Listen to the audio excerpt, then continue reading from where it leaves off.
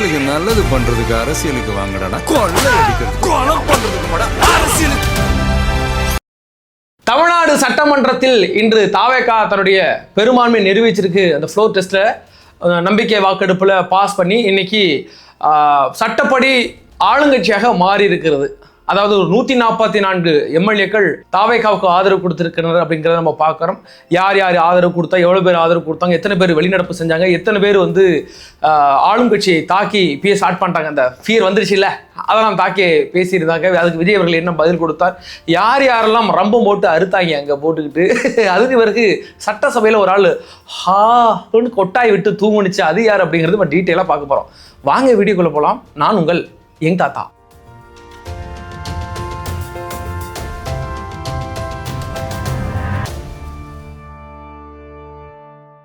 நம்மளோட வீடியோக்களை பாருங்க, சேனலை சப்ஸ்கிரைப் பண்ணி வச்சுக்கிடுங்க, லைக் பண்ணுங்க, ஷேர் பண்ணுங்க, உங்களோட தாழ்மையான கருத்துக்களை கமெண்ட் செக்ஷன்ல பதிவிடு. இன்னைக்கு சட்டமன்றம் கூடியது, பெரும்பான்மை நிரூபிக்கிறதுக்காக கூடப்பட்டது. அதற்கு பிறகு ஒவ்வொரு கட்சியில் உள்ள எம்எல்ஏக்கள், தனி கட்சி எம்எல்ஏக்கள் அனைவருக்குமே இன்னைக்கு பேச வாய்ப்பு வழங்கப்பட்டது. அவர்கள் எல்லாம் பேசினார், என்னென்ன பேசினாங்க அப்படின்னு பார்க்கறதுக்கு முன்னாடி இன்னைக்கு பெரிய அளவில் சட்டமன்றத்தில் எதிரொலிச்சது அப்படின்னு பார்த்தீங்கன்னா இந்த ஜோசியர் மேட்டர் தான். ஜோசியர் மேட்டர் பெரிய அளவில் இன்னைக்கு எதிரொலிச்சது. இப்படிதான் இருக்கும் சட்டமன்றம் அப்படிங்கிறது இன்னைக்கு வந்து ரொம்ப காலத்துக்கு பிறகு சில பேர் பார்த்துருப்பீங்க, புதிதாக சில பேர் இந்த பார்த்துருப்பீங்க. இப்படிதான் இருக்கும். விஜய் அவர்களை எதிர்த்து கேள்வி கேட்டால் நமக்கு வந்து டக்குன்னு டான்ஸ் ஆன இடம்ல இன்னைக்கு எல்லாரும் எதிர்த்து கேள்வி கேட்டுட்டு இருக்காங்க. இது இப்படிதான் இருக்கும். இது ஆரோக்கியமானதா? ஏன்டா ஒரு தவறு நடக்கிற பட்சத்தில் எதிர்கட்சிகள் சில கேள்விகளை கேட்பாங்க. அது வந்து விஜய் அவர்கள் நான் ரீசெக் பண்றேன் அப்படின்னு இருக்காரு. அவர் பதிலளிக்கும் போது இந்த நிறைய எதிர்கட்சியை சார்ந்தவங்க எல்லாம் வந்து நீங்க வந்து மூட நம்பிக்கைகளை ஆதரிக்கிறீங்க, அதெல்லாம் ஒழிக்கப்பட வேண்டும் அப்படிலாம் சொல்லும் போது ஐ எம் ரீசெக் அப்படின்னு சொல்லியிருக்கிறாருன்னா அது ஆரோக்கியமானது. இதுதான் இப்படிதான் சட்டமன்றம் இருக்கு. இதற்காக தான் சட்டமன்றம் கூடப்படுகிறது, மக்களின் பிரதிபலிப்பாக அங்கே இருக்கும் அப்படிங்கிறதுக்கு எடுத்துக்காட்டு. அதற்கு பிறகு ஒவ்வொரு எம்எல்ஏக்களும் பேசுவதற்கு வாய்ப்பு கிடைக்கப்பட்டது. அதுல வந்து மிக சிறப்பா அட்டாக் பண்ணி பேசுனது யாருன்னு பார்த்தீங்கன்னா நம்மளுடைய முசாரி பிரேமலதா அவர்கள் அட்டாக் பண்ணி பேசியிருக்காங்க, சிறப்பாக பேசுனாங்க. அதுல வந்து இந்த குதிரை பேரம் மேட்டர் எடுத்து பேசினாங்க. குதிரை பேரம் நடந்திருக்கு அப்படிங்கிறது நமக்கு தெரியாது, ஆனால் நடந்ததற்கு வாய்ப்புகள் இருக்கு அப்படிங்கிறத பார்க்கிறோம். ஆனால் அந்த பிரேமலதா போன்ற ஆட்கள் பேசும்போது ஆச்சரியமா இருந்துச்சு. இந்த பிரேமலதா யாரு? 2006 முதல்ல கேப்டன் அந்த கட்சியை தொடங்கும் போது முதல்ல அவங்க தனியாக தான் நின்னாங்க. அதுக்கு ஒரு 2009 நடந்த நாடாளுமன்ற தேர்தலையும் அவங்க வந்து தனியாக நின்னாங்க. அதற்கு பிறகு 2011 என்ன பண்ணாங்க, ஜெயலலிதாவோட கூட்டணி வச்சாங்க. அதுக்கு பிறகு பிஜேபியோட கூட்டணி வச்சாங்க. அப்புறம் மறுபடியும் வந்து மக்கள் நல கூட்டணினாங்க, மறுபடியும் அதிமுகனாங்க, திமுக மட்டும் இப்போ கடைசியாக வந்து அது பிறகு எல்லாம் 2011 பாஜக கூட இருந்தாங்க. இப்படி எல்லா இடத்துலையும் ஒட்டுண்ணி மாதிரி தாவிக்கிட்டு இருக்கு. அதெல்லாம் எப்படி பேரம் பேசப்பட்டது, மக்களால் கூட்டணி எப்படி அமைந்தது என்று யாருக்கும் தெரியுமா? அதாவது வந்து ஜெயலலிதா அவர்களும் இந்த திமுக வந்து நின்றுட்டு இருக்கு. அப்போ வந்து திமுக பெருசா எதிர்பார்த்தது எப்படியா நம்ம கூட வந்துருவாங்கன்னு. ஆனா ஜெயலலிதாவின் பேர்ல நம்ம வந்து சென்ட்ரா நீங்க போயிடுங்க அப்படின்னு தேமுதிகவிட்ட பேசி பெரிய அளவுல பணம் பேரம் பேசப்பட்டது. 250 கோடி ரூபா பிளஸ் ஒரு இன்ஜினியரிங் காலேஜ் வந்து நீங்க வந்து டேக் ஓவர் பண்ணிக்கலாம் ஒரு எம்எல்ஏ இருந்து, அதிமுக எம்எல்ஏ இருந்து பேசப்பட்டது. அதனாலதான் அவங்க தனியா போனாங்கிறதெல்லாம் அரசியல் புரிதலுக்கு தெரியும். இவங்க எல்லாம் இன்னைக்கு வந்து பேரத்தை பத்தி பேசுறாங்க. இன்னைக்கு திமுக கூட்டணியில சேருவதற்கு 300 கோடி ரூபாய் பேரம் பேசப்பட்டது என்று பேசப்படுகிறத. அதற்கு இதே பிரேமலதா என்ன சொல்ல போறாங்க, இன்னைக்கு வந்து குதிரை பேரம் நடந்துச்சு, இது ரொம்ப மோசம்ங்க அப்படிலாம் சொல்லிட்டு அந்த அம்மா. அதே மாதிரி இன்னொன்று என்ன சொல்லுதுன்னா, அந்த ஜோசியர் மேட்டரை எடுத்து சொல்லுது, அதெல்லாம் சரியானதான், அது நமக்குமே எதிர்ப்பு தெரிவிச்சிருந்தோம், அதெல்லாம் சரியில்லை அப்படின்னு. ஆனா இவங்க என்ன சொல்றாங்கன்னா, உங்களுடைய ராஜ குருவாக இருந்தால் நீங்க தனியா வச்சுக்கிடுங்க, இது நீங்க இதுக்கு பொலிட்டிக்கல் கொண்டு வரீங்க, ஒரு அரசாட்சிகள் இதுக்கு கொண்டு வரீங்கன்னு கேட்கறாங்க. கேள்வி சரியான கேள்விதான். ஆனா அதே கேள்வியை மக்கள் உங்களை பார்த்து கேட்டா, உங்க சொந்த தம்பி சுதீஷ தம்பி யாரா வீட்டை வச்சுக்குமா, இன்னத்துக்குமா நீ வந்து பொலிட்டிக்கல் கொண்டு வந்தா, உங்க பையன் விஜய் பெருமாள் வந்து பையனை வீட்டில் வச்சுக்கோமா, நீங்க எதுக்கு பொலிட்டிக்கல் கொண்டு வந்தீங்கன்னு மக்கள் திருப்பி கேட்டா உங்களால பதில் சொல்ல முடியுமா? நீங்க கேட்ட அந்த குதிரை பேரத்திற்கும் நீங்க என்னென்ன குதிரை பேரெல்லாம் செஞ்சு இந்த திமுக கூட்டணிக்குள்ள வந்தீங்க, அதற்கு பிறகு உங்களுடைய பையனாலாம் கொண்டாந்து வச்சுட்டு நீங்க வந்து விஜயோட கேள்வி கேட்பதற்கான தகுதியான ஆள் இல்லை. கேள்வி கேட்டது சரிதான், அதற்கு நீங்க தகுதியான ஆளா என்றால் ஆள் இல்லை. அப்படியாக நீங்க பிரேமலதா அவர்கள் பேச்சு அப்படி இருந்தது. அதற்கு பிறகு வன்னியரசுடைய பேச்சு லாங் ஸ்பீச்சா இருந்துச்சு, கடுப்பா இருந்துச்சு. அருவ மிஷின் போட்டு ஏதோ மதிய சாப்பாட்டுக்கு பிறகு வந்து சோசியல் கிளாஸ் வச்சுருவாங்க, தூக்கமா இருக்கும், வரலாறு சொல்லிட்டு இருக்கும், புவியியலை சொல்லிட்டு இருக்கும்போது போர் அடிக்கும். அதே மாதிரி தான் இருந்துச்சு. சொன்ன விஷயங்கள்லாம் சரி கரெக்டாக இருந்துச்சு. அவர் சொன்ன இந்த ஈழத் தமிழர்களுக்காக அவர் பேசின பேச்சாக இருக்கட்டும், May 18 இயக்கத்தை வந்து நீங்க அரசு நடத்த வேண்டும் அப்படின்னு சொன்னாங்க இருக்கட்டும், அதெல்லாம் மிக சிறப்பாக இருந்துச்சு. அதுக்கு பிறகு திமுக வெறும் சொம்பு, திமுக ஆட்சியில் அது நடந்துச்சுங்க, திமுக ஆட்சியில் அப்படி நடந்துச்சுங்க, திமுக ஆட்சியில் இப்படி நடந்துச்சுன்னு விட்டாங்களே, அதை கூட நாங்கள் ஏற்றுக்கிட்டோம். மறுபடியும் என்ன சொல்றாருன்னா, அதாவது எஸ்சி எஸ்டி இந்த சமூகத்தினர் பதவி உயர்வு கிடைக்கணும் அதுக்காக போராடிட்டு இருக்காங்க, அது கிடைக்கல இது கிடைக்கல, தலித்துகளுக்கு பாதுகாப்பு இல்ல, அது இல்ல இது இல்ல அது இல்லைன்னு சொல்லும் போதே தெரியுது இதெல்லாம் திமுக ஆட்சியில் ஏன்டா கேட்கலன்னு நமக்கே வாய் வருது. இதெல்லாம் திமுக ஆட்சியில் ஏன் நிறைவேற்றவில்லை? இதே வன்னியரசு இன்னைக்கு வந்து சட்டமன்றத்தில் பேசுறாரு. இதே மாதிரி அந்த விசிக கட்சியை சார்ந்தவர்கள் ஏன் முன்னாடி பேசல, அதை கேள்வி கேட்கணுமா இல்லையா?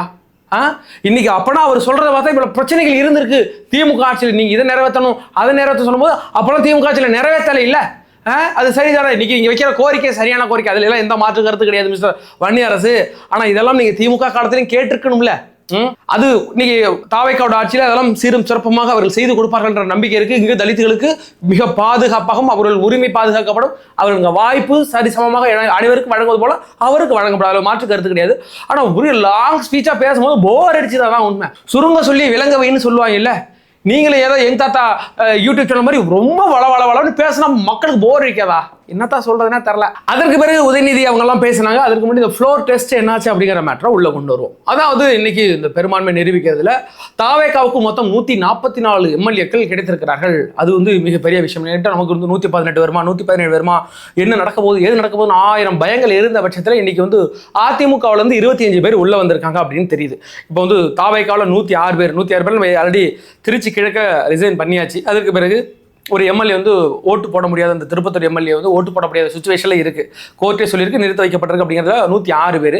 அதுக்கு பிறகு விசிகாவில 2, கம்யூனிஸ்ட்ல 2, சிபிஎம் சிபிஐ 2 வந்துட்டாங்க. அதுக்கு பிறகு இந்தியன் முஸ்லீம் லீக்லேருந்து 2 பேர், அதற்கு பிறகு அமமுக எம்எல்ஏ ஒரு ஓட்டு போட்டிருக்காரு. அதுக்கு பிறகு 25 எம்எல்ஏக்கள் அதிமுகவிலேருந்து வந்திருக்கிறாங்க அப்படிங்கிற விஷயத்தை பார்க்குறோம். அப்புறம் 144 எம்எல்ஏக்கள் ஆதரவுடன் தாவேக தலைவர் விஜய் அவர்கள் ஆட்சி இன்னைக்கு வந்து கண்டினியூ ஆகுது. ஆட்சி அமைச்சாச்சு, ஃப்ளோர் டெஸ்ட்ல வின் பண்ணியாச்சு அப்படிங்கிறது இதற்கு பிறகு அவருடைய ஆட்சி தான் மிக சிறப்பாக இருக்கு. அதுக்கு பிறகு ஒரு 22 எம்எல்ஏக்கள் எதிராக வாக்களித்திருக்கிறார்கள் அப்படின்னு பார்த்தோம்னா அது அதிமுகவுடைய எம்எல்ஏக்கள் எதிராக வாக்களித்திருக்காங்க. இப்போ 2ஆ பிரிஞ்சிருக்கு, அதிமுக 2ஆ பிரிஞ்சிருக்கு. ஒன்று எஸ்பி வேலுமணி தலைமையிலும் இன்னொன்று வந்து எடப்பாடி ஐயா தலைமையிலும் பிரிஞ்சிருக்கு. அதுல இருந்து 22 எம்எல்ஏக்கள் ஆதரவாக ஓட்டு போட்டிருக்காங்க. இது போக ஒரு 60 எம்எல்ஏக்கள் வெளிநடப்பு செய்து விட்டார்கள். அவர்கள் யாருன்னா திமுக சார்ந்தவங்க சொல்லிட்டு போனாங்க நான் வெளிநடப்பு செய்யறேன் அப்படின்னு வெளியில் போயிட்டாங்க. அதற்கு பிறகு பாஜகவில் உள்ள ஒரு நபரும், அதற்கு பிறகு பாமகவில் உள்ள ஒரு 4 நபரும், மொத்தம் 5 நபர்கள் நாங்க வந்து யாருக்கும் வாக்களிக்க விரும்பல அப்படின்ட்டு சென்ட்ரல் மீடியமா இருந்துட்டாங்க. நான் என்ன கேட்கறேன்னா, அதிமுகவில் கூட்டணி நின்னீங்க, இப்போ எதிர்ப்பு தெரிவிக்கணும்னா அந்த எடப்பாடியோட சேர்ந்து நீங்கள் எதிர்ப்பு தெரிவிக்க வேண்டியதானே?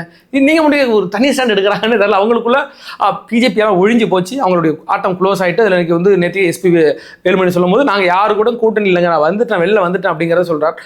இப்போ பார்க்குறோம்னா அதிமுக 2ஆக பிளந்து சுக்குநூறாக அடித்து உடைச்சப்பட்டிருக்கு அப்படிங்கிறத பார்க்குறோம். 25 எம்எல்ஏக்களை விஜய் அவர்கள் தூக்கியிருக்கிறாருன்னா சொல்லணும். நீங்கள் எடப்பாடியில் ஒரே ஒரு எம்எல்ஏ தூக்குறதுக்கு அந்த மனுஷன் உங்கள்கிட்ட 25 எம்எல்ஏவை ஒரே மாதத்தில் தூக்கிக்கிறாருங்கிறது பார்க்கப்படுகிறது. அதுக்கு பிறகு நிறைய கொஷின்ஸ் வருது. அதாவது நீங்கள் வந்து தூய கட்சி, நாங்கள் தூய சக்தி, நீங்கள் 25 எம்எல்ஏக்களை நீங்கள் வந்து உள்ளே சேர்த்துருக்கிறீங்க, இது சரியா அப்படிலாம் நிறைய பேர் கேட்குறாங்க.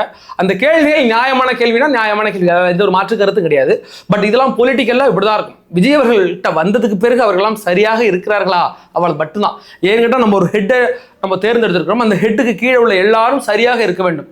இதுக்கு முன்னாடி அதிமுக எம்எல்ஏ மேலே நிறைய பிரச்சனைகள், அவர் வந்து வில்சன் அந்த பிரச்சனை பண்ணிட்டாருங்க, வீட்டில் யாரும் போய் அடிச்சாருங்க அண்ணாங்க. அதுக்கு பிறகு நம்மளுடைய தஞ்சாவூர் எம்எல்ஏ வந்து ஏதோ பாட்டிலோட நின்று ஆடினார், அது 2017 உள்ள ஒரு ஃபுட்டேஜ் எடுத்து போட்டாங்க. இருந்தாலும் வந்து தவறுகள் இருக்குது. அது ஒரு பர்வேஸ் மேலே ஒரு குற்றச்சாட்டு, நான் தான் பெரிய ஆளு அப்படி இப்படின்னு சொன்ன வீடியோக்கள் இப்போ நம்மளுடைய மாரிதாசருடைய வீடியோக்களில் பார்த்துருப்பீங்க.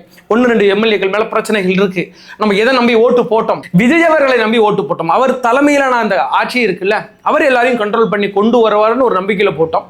நாளை பின்ன அவங்களாம் எதுவும் பிரச்சனை ஒன்றா அடிக்க போகிற ஆளே விர்ச்சுவல் வாரியர்ஸ், நம்ம தான் அடி அடிக்க போகிறோம். அப்புறம் என்ன, எந்த தவறு செய்தாலும் உற்று நோக்கிக்கிட்டு தான் நம்ம இருக்கிறோம். அதே மாதிரி இந்த 25 எம்எல்ஏக்கள் வராங்க, ஒருவேளை இன்னும் எதிர்காலங்களில் அவங்களோட கூட்டணி வைக்கலாம்.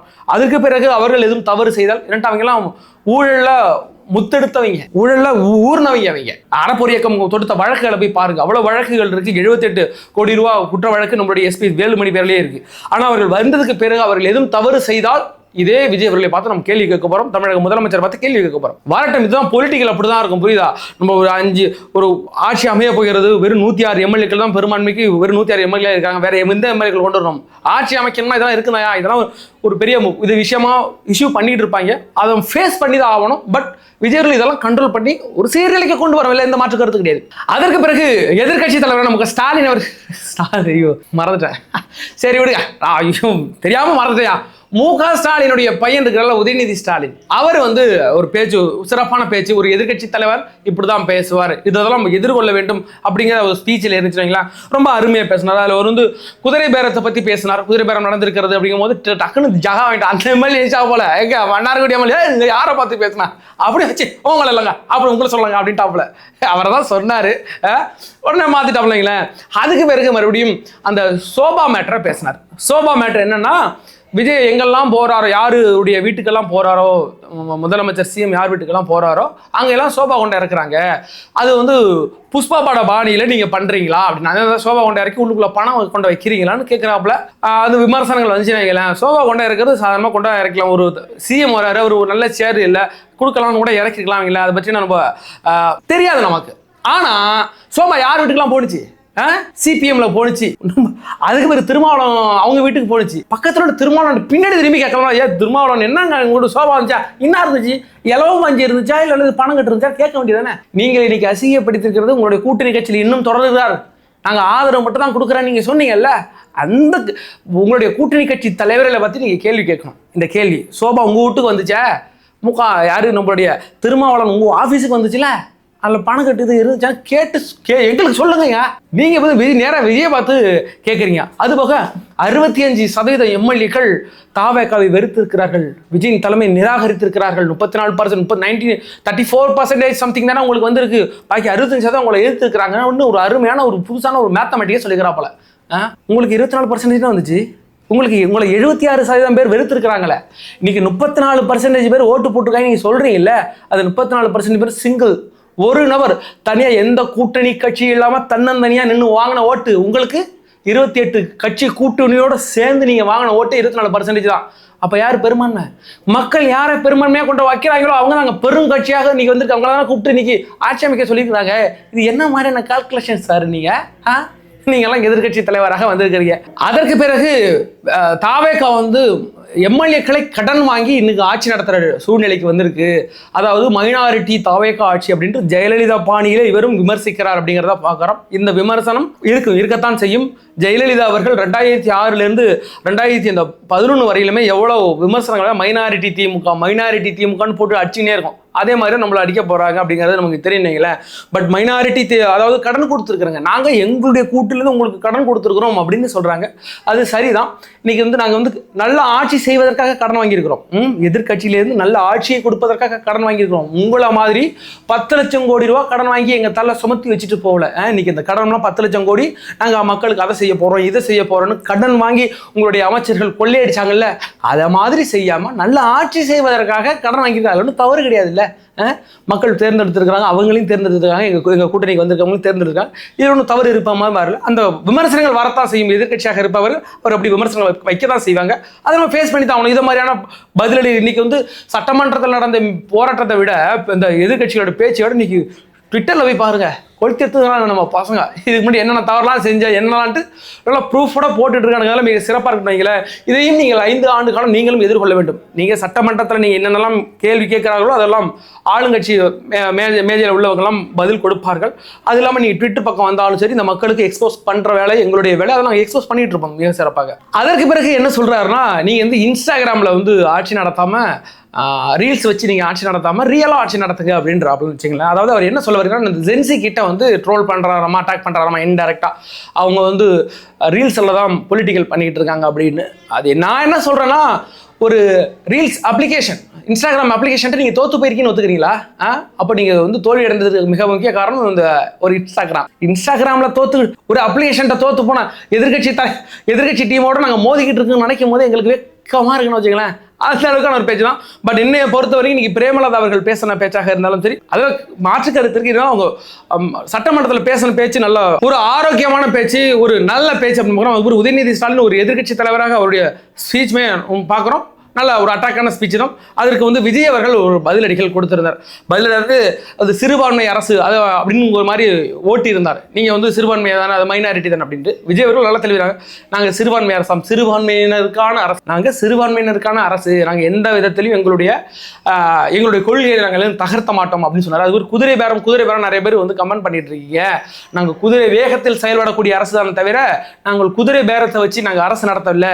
எங்களுடைய ஆட்சி எப்படி இருக்குங்கிறது நாங்கள் இந்த நலத்திட்டங்களை வச்சு இந்த மக்களுக்கு எந்த அளவுக்கு எங்களால் செய்ய முடியுமோ அந்த அளவுக்கு செய்வோம். அதுபோக போன ஆட்சியில் அறிவிக்கப்பட்ட நலத்திட்டங்கள் எல்லாமே இதற்கு பிறகு எங்களுடைய ஆட்சியிலையும் நாங்கள் நடைமுறைப்படுத்துவோம் அப்படின்னு சொல்லியிருந்தார்.